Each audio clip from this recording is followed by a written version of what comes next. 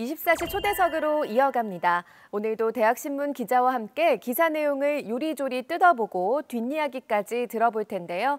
오늘은 동아대 신문 허지민 기자를 초대했습니다. 반갑습니다. 반갑습니다. 네, 우리 시청자 여러분께도 인사해 주실까요? 안녕하세요. 저는 동아대학교 다오미디어센터 학부편집국 기자 허지민이라고 합니다. 허지민 기자가 소개해 주실 기사는요. 부산 해녀 그들이 사라지기 전에라는 제목의 기획 기사입니다. 해녀분들이 날이 갈수록 줄어들고 있다는 이야기 많이 들어보셨을 텐데요. 심층 취재를 하신 허 기자에게 오늘 자세한 이야기 들어보도록 하겠습니다. 네, 먼저 기사의 리드 부분을 보니까 노랫말의 가사를 인용하면서 기획 의도를 적고 있는데요. 어떤 노래인지 직접 소개해 주시면서 기획 의도도 말씀해 주시면 좋을 것 같아요. 숨비소리라는 노래는 안녕하신가요의 노래인데 숨비소리의 정의는 해녀들이 물질을 할 때 내는 소리라고 해요. 이 노래로 시작을 한 이유는 리드를 어떻게 하면 재밌고 독자들의 관심을 끌 수 있는지라는 생각을 가지고 찾아보다가 발견을 했어요. 가사와 노래를 듣다 보면 마음이 되게 편해지는 곡이라서 좋은 곡이에요. 부산 해녀라는 주제를 정하게 된 이유는 TV 광고를 보다가 갔다 올게라는 말을 외치는 광고를 보면서 마지막에 해녀분이 나오셔서 갔다 오쿠다라는 제주도 방언을 쓰시는데 다른 사람들은 전부 서울말 표준어를 쓰지만 왜 굳이 해녀분만 그렇게 제주도를 썼을까라는 의문을 가지게 되다가 부산에도 해녀가 없을까라는 생각으로 이어지게 됐고, 그렇게 계속 찾아보다가 부산에도 해녀가 있다는 걸 알게 됐고, 그 사실을 알리고 실태를 알리고자 기획하게 됐어요. 네, 그렇군요. 보통 해녀라고 하면은 지역적으로 제주도를 먼저 떠올리게 되는데요. 부산에도 해녀가 많이 있나요? 부산에도 해녀가 많이 있다고는 할 수가 없는데, 제주도가 지난해 기준 약 한 3,800명 정도의 해녀가 있다는 통계를 냈어요. 근데 부산은 약 847명이라는 숫자밖에 안 돼서 제주도 다음으로 많은 숫자지만 턱없이 부족한 숫자라서 막 많다고는 얘기는 할 수 없는데, 그래서 그런지 사람들이 해녀 이러면 제주도라고 생각하는 것 같아서 되게 안타까운 생각이 많이 들었어요. 네, 그렇군요. 부산에 살고 있는 사람들이나 우리 청년들은 이 부산 해녀의 존재에 대해서 얼마나 많이 알고 있나요? 제 주변인들이 대부분 전부 부산에서 쭉 산 청년들이 되게 많은데, 잘 모르는 게 이제 사실이고 현실인 것 같아요. 알고 있는 사람이 있더라도 이제 물질을 하면서 지금 현재까지 활동을 하고 있다는 사실에 대해서 전혀 모르고 있는 사람들이 되게 많더라고요. 사실 저도 기사를 쓰기 전까지는 잘 모르고 있었던 게 사실이고, 어, 그제서야 자료를 찾다가 해녀가 물질을 하면서 살고 있구나라는 생각을 하고 사실을 알게 됐어요. 네, 그럼 부산에 언제부터 해녀가 있었을까 궁금해지는데요. 역사적인 기록이 있을까요? 신석기 시대의 동삼동 폐총에서 고래 늑골로 만들어진 비창을 든 해남의 유골이 존재가 했었다는 부산 향토 문화 전자대전의 기록을 참고해서 신석기 시대부터 부산에 해녀가 존재했다고는 이야기를 할 수 있다고 해요. 근데 증명되기엔 너무 오래된 이야기라서 약간 의문을 가질 수도 있는데, 부산 해녀에 대한 역사는 특별히 연구된 게 없어서 되게 아쉽다는 생각을 많이 하고 있어요. 해녀 회장님의 이야기에 의하면 조선시대부터 부산에서도 해녀가 출연하고 있다고 얘기를 하셨어요. 물론 가보개혁 이후부터 상당수의 제주 해녀들이 부산에 넘어와가지고 물질을 나오게 됐고, 부산을 비롯한 전국의 바닷가 해안 마을에 해녀가 분포하게 됐다고 얘기를 하셨어요. 부산 해녀에 관련된 오래된 사진은 부산에 주둔했던 미군이 찍은 사진 몇 장 정도밖에 없다고 해서 작업이 필요하다고 얘기를 해주셨어요. 네, 생각보다 꽤 오랜 역사를 가지고 있는데 이 부분에 대해서 활발하게 연구가 진행되고 있을까요? 제주도 해녀에 비해서 부산 해녀에 대한 집중적인 연구는 진행되지 않다고 해요. 제가 알고 있는 거는 동의대학교에 소속한 한일해녀연구소에서 현재 텀블벅을 통한 부산 해녀들의 이야기를 담고 있는 책을 출간하려고 연구를 하고 있다는 걸로 알아요. 그래서 이렇게 그 연구가 없는 만큼 부산시에서 부산 해녀를 위해서 알아보려는 노력이 필요하지 않을까라는 생각을 해요. 네, 그럼 현재 부산 해녀가 아까 앞서 말씀해 주셨듯이 한 800여 명 정도 있다라고 하셨는데 통계 조사 결과가 있죠. 부산 해녀 지난 2월 기준으로 847명 정도가 계시는데, 제주도 다음으로 전국에서 가장 많은 숫자라고 해요.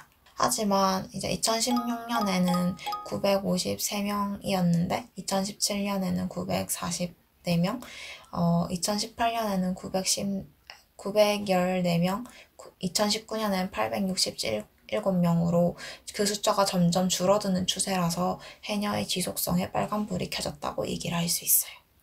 네, 이렇게 숫자가 계속 줄어들고 있는 이유가 연령대가 좀 이제 고령층이다 보니까 그렇지 않을까 추측이 되는데요. 실제로 어떨까요? 부산시에 등록된 해녀 700명 가운데 60세 이상의 해녀가 671명으로 전체 중 약 96%를 차지하고 있다고 볼 수 있어요. 이외에도 50세에서 59세 사이에는 26명, 40세에서 49세 사이에는 2명, 30세에서 39세까지는 1명이었고 30세 미만에는 1명도 없다는 걸 볼 수 있어서 젊은 해녀의 유입이 없을 뿐더러 해녀의 고령화가 지속되고 있다는 것을 볼 수 있어요. 네, 젊은 해녀들이 이제 없다 보니까 맥이 끊길 우려가 상당히 높은 상황인데 제주도의 경우에는 해녀 보존을 위한 노력을 어떻게 하고 있을까요? 제주도에서는 이법권이라고 공동어업권자의 어장에서 공동어업을 할 수 있는 권리를 해녀에게 부여하고 고령 해녀 보호 및 신규 해녀 육성을 위해 진료비나 해녀 학교 등을 운영하는 등 다양한 복지 정책을 전개함으로써 동시에 제주 해녀에 대한 후계자 양성에 힘을 많이 쓰고 있다고 해요. 더불어 이제 유네스코 인류 무형문화재 문화유산으로 제주 해녀 문화를 선정하기 위해서 되게 많은 노력을 했고 제주도에서 이를 문화유산으로 등재시키기 위해 많은 공을 들였다고 해요. 그리고 이에 그치지 않고 9월 셋째 주 토요일에 해녀의 날로 정하고 매년 해녀 축제가 개최되고 있다고 해요. 네, 제주도에서는 여러 가지 지원과 노력들이 이루어지고 있는데 부산의 경우에는 어떨까요? 제가 부산시 나잠어업 담당하시는 분과 연락을 했을 때 부산은 정말 간단한 지원만 하고 있다는 걸 알게 됐어요. 부산에서도 해녀들이 안전하게 조업 활동을 할 수 있도록 잠수복과 태왁이라는 도구 구매비를 지원해 주는데 이와 더불어 제주도로 몇 분만 뽑아가지고 선구지 견학 프로그램이라는 걸 운영하고 있다고 해요. 근데 이런 거 단 2개밖에 운영하지 않고 있어서 보면 해녀의 유지에 대해서 관심이 없는 건 아닐까라는 우려를 표명하게 됐어요. 이렇게 가다가는 정말 머지않아서 사라지고 해녀의 존재를 역사 속에서만 찾아보는 것 아닌가 하는 우려가 되는데 부산 해녀의 명맥을 잇기 위해서는 어떤 노력이 필요할까요? 사실 해녀의 고령화가 너무 심각한 상황이라서 새로운 해녀를 유입하고 육성한다고 해도 줄어드는 해녀에는 멈출 수 없을 것 같긴 해요. 근데 지금보다 더 사라지지 않기 위해서는 해녀 후계자 양성 시스템을 제주도처럼 해녀 학교를 운영한다던가 해녀 체험을 활발히 운영한다든가 부산시의 능동적인 대응과 대책을 마련했으면 좋겠다는 바람을 가지고 있어요. 네. 이번 기사에 함께 실린 사진들이 좀 있는데 그중에서도 이 노후한 해녀 탈의실이라는 사진이 유독 눈에 띄는 것 같아요. 허 기자가 직접 가서 보셨을 텐데 이 해녀들의 처우가 실제로 어땠는지 좀 전해주실까요? 제가 갔다 온 해녀촌은 남천동에 위치해 있어요. 여기에 해녀촌이 있다는 사실도 전 처음 알아가지고 되게 신기한 마음이 컸어요. 인터뷰를 진행을 하고 사진 촬영을 하면서 해녀 탈의실에 들어갔을 때 되게 적잖은 충격을 받았어요. 너무 작은 컨테이너 박스 안에 낡은 도구들이 되게 많았고, 거기서 밥도 먹을 수 있게 밥솥도 있고, 이런저런 되게 많은 그 도구들이 있었지만, 난방도조차 잘 안 되고, 그런 분위기여서 어둡고 습한 환경에서 할머니들께서 힘들게 일하시고 있다는 모습에 되게 마음이 아팠어요. 앉을 곳도 마땅히 없어서 밖에 나와서 목욕탕 의자, 약간 작은 의자에 앉아서 쉬는 모습이 되게 마음이 많이 아팠고, 몸도 성치 않은데 시원한 곳에서 편히 쉴 수 없다는 게 되게 아쉬웠던 것 같아요. 더운 여름과 추운 겨울에 물질 이후 안이 아닌 바깥에서 휴식을 취해야 한다는 것에 한마디로 처우가 너무 별로였고, 이런 시설에서 힘들게 일하고 있는 해녀분들을 보니 기분이 되게 안 좋았어요. 네, 물질만으로도 굉장히 힘들 텐데 이렇게 제대로 쉴 수 있는 공간조차 없다는 게 너무 안타깝다는 생각이 듭니다. 취재하면서 해녀 한 분을 직접 만나서 인터뷰하셨죠. 우리 강해녀님은 언제부터 물질을 하신 거고 또 그분의 삶도 상당히 궁금해지는데 간략하게 좀 소개를 해주세요. 강인공 해녀는 어린 시절부터 해녀인 어머니를 따라서 바닷속에 노는 형식으로 자주 들어갔다고 했어요. 본격적인 물질은 20살 이후지만 15살 때부터 바다를 다니다가 20살이 된 이후에 물질을 시작했다고 해요. 그 시작도 지금 현재 계신 남천동에서 시작을 했다고 했어요. 지금 연세를 계산해보면 한 80세이신데 한 60년 넘게 일하셨다고 저한테 얘기하셨는데, 워낙 어릴 때부터 물질을 시작하게 돼서 해녀 말고는 다른 꿈을 가질 생각조차 못했다고 하셨어요. 젊을 때는 남천동부터 광안대교까지 나가서 물질을 했지만 지금은 몸이 많이 성치 않으셔가지고 깊은 곳이나 먼 곳에 나가지 못한다고 되게 마음이 아프다고 얘기를 하셨어요. 여기 남천항 앞에 근처에서 고동이나 해삼, 담치, 성게, 멍게 등을 잡으면서 생활하고 계신다고. 지금 사람들이 제일 궁금한 해녀에 하루에 얼마 버느냐라는 질문에 해녀분께서 많을 때는 10만 원 정도, 적을 때는 한 3만 원 정도 버신다고 얘기를 하셨어요. 네, 고생하시는 거에 비해서 너무 적게 버는 거 아닌가 하는 생각도 드네요. 뭐 언제까지나 계속해서 해녀로 일을 하실 수 있는 건 아니겠지만 부산 해녀의 존속을 위해서 가장 시급한 과제가 뭘까 궁금해지는데요. 그분의 목소리를 직접 들려주실까요? 강인공 해녀님께서는 젊은 해녀의 유입도 중요하지만 젊은 해녀를 유입하려면 지금의 환경 개선이 제일 중요한 문제가 아닐까라고 짚어주셨어요.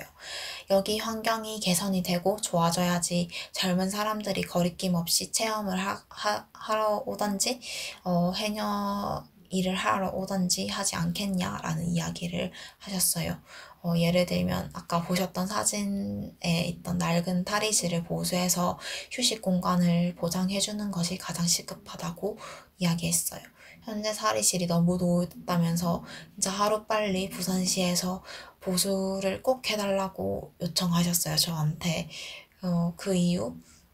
환경이 개선된다면 해녀들이 사라지는 것을 막고자 이제 부산시가 해녀 육성 프로그램을 하던지, 해녀 체험을 활발히 운영을 해주던지, 학교 등을 만들어서 해녀를 양성시키던지에 대한 노력을 기울이면 더 좋을 것 같다라고 하셨어요. 네, 뭐 관심의 사각지대라는 생각이 들 만큼 정말 열악한 환경에서 일하시는 그분들 우리가 꼭 기억을 해야 될 것 같고요. 마지막으로 부산 해녀에 대해서 취재를 하면서 우리 허 기자가 독자들에게 직접 전하고 싶었던 메시지는 뭐였는지 정리해 주실까요? 제일 중요한 거는 제주도가 아닌 부산에도 해녀가 있다는 것을 잊지 말고 알아줬으면 좋겠어요.